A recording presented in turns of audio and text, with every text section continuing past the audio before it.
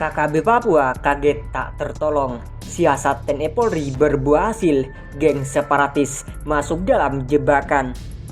Kelompok kriminal bersenjata KKB masih menebar aksi terornya di Papua. Tak hanya kepada aparat TNI Polri, KKB Papua juga menebar teror kepada warga sipil. Dilansir dari laman kemhan.go.id, Menteri Pertahanan RI di Kabinet Kerja saat itu, Ramjirat Reksudu, pernah mengungkapkan tujuan KKB Papua. Menurutnya, KKB merupakan kelompok yang ingin Papua melepaskan diri dari NKRI. Oleh karena itu, menurutnya, kelompok tersebut sudah bisa disebut sebagai gerakan separatis. KKB sudah menjadi kelompok separatis yang mengancam keutuhan negara, kata dia usai menghadiri ceramah bela negara di Pondok Pesantren Tebu Irang, Jombang. Untuk mewujudkan keinginannya, KKB tentu membutuhkan pasukan logistik. Dilansir dari Pos Kupang, KKB tak segan-segan menyerang warga sipil demi mendapatkan pasukan logistik. Sebagaimana halnya dalam sebuah video yang viral di media sosial saat ini. Dalam video tersebut terungkap bahwa demi memenuhi kebutuhan hidup di tengah hutan, KKB nekat masuk kampung. Tapi untuk mengelabui warga, anggota KKB tersebut terlebih dahulu meninggalkan atribut orangnya di dalam hutan. Awalnya anggota KKB itu berpura-pura meminta minum kepada warga. Ia tak menyadari kalau yang didatanginya adalah rumah kepala kampung. Setelah melepas lelah, oknum KKB itu lantas meminta bantuan berupa uang dan bahan makanan kepada kepala kampung. Bantuan itu katanya untuk teman-temannya yang saat ini sedang berjuang di dalam hutan. Mendengar permintaan tersebut, tuan rumah pun meresponnya, namun bukan dengan memberikan bantuan seperti yang diharapkan. Sebab saat itu tuan rumah pun sedang dalam kesulitan. Mendengar jawaban itu, utusan KKB tersebut langsung pamit. Ia tak meninggalkan satu pesan pun kepada kepala kampung tersebut. Namun tak lama berselang, dua orang pemuda datang lagi dengan maksud yang sama. Kali ini nadanya tak lagi bersahabat. Berbekal senjata di tangan, mereka mulai melakukan tindakan yang tidak pada tempatnya. Tanpa banyak bicara, mereka langsung melakukan penganiayaan. Kepala kampung itu dihajar babak belur gara-gara tak bisa memenuhi permintaan KKB. Ironisnya, usai melancarkan tindakan kejam tersebut, KKB meninggalkan kepala kampung dengan sederet pesan penting. Pesan itu adalah mereka akan datang lagi untuk mengambil bahan bantuan sebagaimana yang sudah diminta. Tak hanya itu, KKB pun memberikan tenggat waktu paling lama 2 minggu untuk bantuan berupa uang dan bahan makanan tersebut. Lantaran berada di bawah tekanan, kepala kampung itu pun tak banyak bicara. Ia hanya mengangguk lesu sembari berharap agar KKB segera meninggalkan Honai yang ditempatinya. Selang beberapa jam kemudian, kepala kampung itu menyuruh anak-anak agar mendatangi pos keamanan dan menemui personel TNI Polri. Kiat itu dilakukan dengan hati-hati sehingga tak menimbulkan kecurigaan di kalangan KKB. Bagayung bersambut. Tak lama berselang, aparat TNI Polri pun bertandang ke rumah kepala kampung.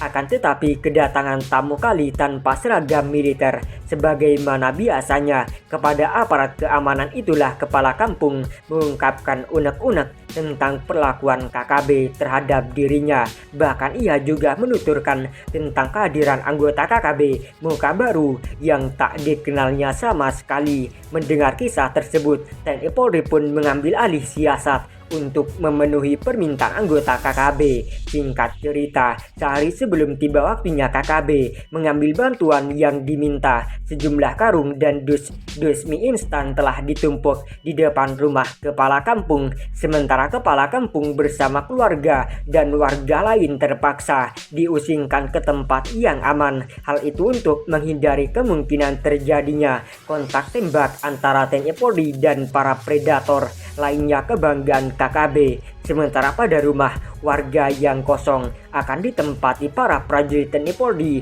Hal tersebut untuk menghindari kemungkinan KKB melampiaskan emosi dengan mencari sang kepala kampung ke rumah-rumah warga. Benar saja, ketika hari yang dinanti itu tiba, dari kejauhan terlihat beberapa pemuda melangkah tergesa-gesa menuju rumah kepala kampung.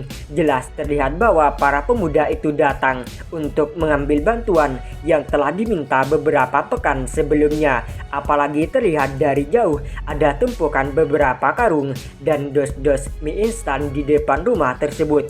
Padahal karung dan dus-dus mie instan yang diletakkan di depan rumah kepala kampung sesungguhnya bukan berisi beras dan mie instan sebagaimana yang dibutuhkan. Karung-karung beras dan dus-dus tersebut berisi sampah, hal mana tak diduga oleh kelompok separatis. Dan tatkala karung dan dus-dus itu diangkat, anggota KKB tersebut kaget bukan main. Pasalnya karung itu terasa ringan, begitu juga dengan dus-dus yang menumpuk di tempat itu.